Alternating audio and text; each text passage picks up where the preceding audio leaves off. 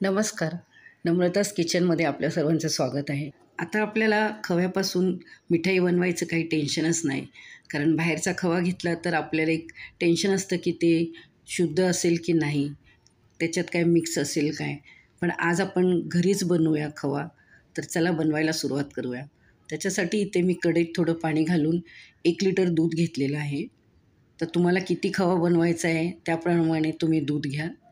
ते दूध बघा मी उकळायला ठेवलेलं आहे आणि त्याची वरती साय जमलेली आहे आणि जी आजूबाजूला चिटकलेली आहे ते पण आपण सर्व अशी काढून घ्यायची आहे. आणि असंच आपल्याला स्लो गॅसवर दूध असं उकळत ठेवायचं आहे आणि सतत आपल्याला दूध असं ढवळत राहायचं आहे, नाहीतर खाली सर्व चिटकून जाणार. बघा दूध किती आटलेलं आहे.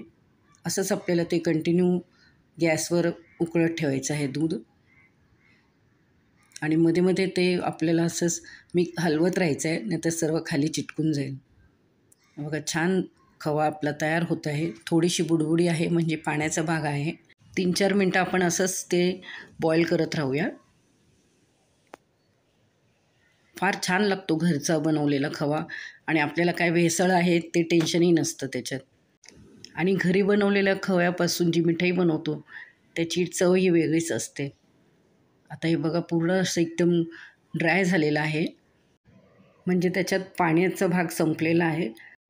2-3 मिनटं असंच कंटिन्युअसली ते असं मिक्स करत राहा गॅसवर, म्हणजे अजिबात खाली चिटकणार नाही. बघा किती छान दाणेदार आपला खवा तयार झालेला आहे. एकदम छान असं झालेलं आहे बघा. आता आपण गॅस बंद करूया, कारण जास्त वेळ आपण शिजवलं तर खाली एकदम चिटकेल आणि करपायचा वास येईल त्याला. आता एका प्लेटमध्ये मी काढून घेतलेलं आहे थंड करायला. तुम्हाला आत्ता ते जरी असं जरा पातळ वाटत असेल तरी ते जसं असं थंड होईल तसं ते चांगलं घट्ट होईल. आणि थंड झाल्यावर आपण ह्याला फ्रीजमध्ये सेट व्हायला ठेवूया. बघा मी अर्धा तास फ्रीजमध्ये ठेवलेला, आता बाहेर काढले आहे. किती छान मस्त तयार झालेला आहे आपला खवा. आता बिंदास तुम्ही पाहिजे ती मिठाई याच्यापासून बनवू शकता. 1 लिटर दुधापासून 200 ग्रामपर्यंत खवा तयार होतो. आणि मी नॉर्मल साधंच दूध घेतलेलं, असं मलाईदार वगैरे वेगळं असं काही दूध आणलं नव्हतं. आपण घरी जे साधं दूध चहासाठी वगैरे आणतो तोच मी वापरलेला आहे. तुम्हाला ही रेसिपी कशी वाटली ते मला कमेंट करून सांगा. व आपलं चॅनल नम्रतास किचन ह्याला लाईक शेअर सबस्क्राईब करा.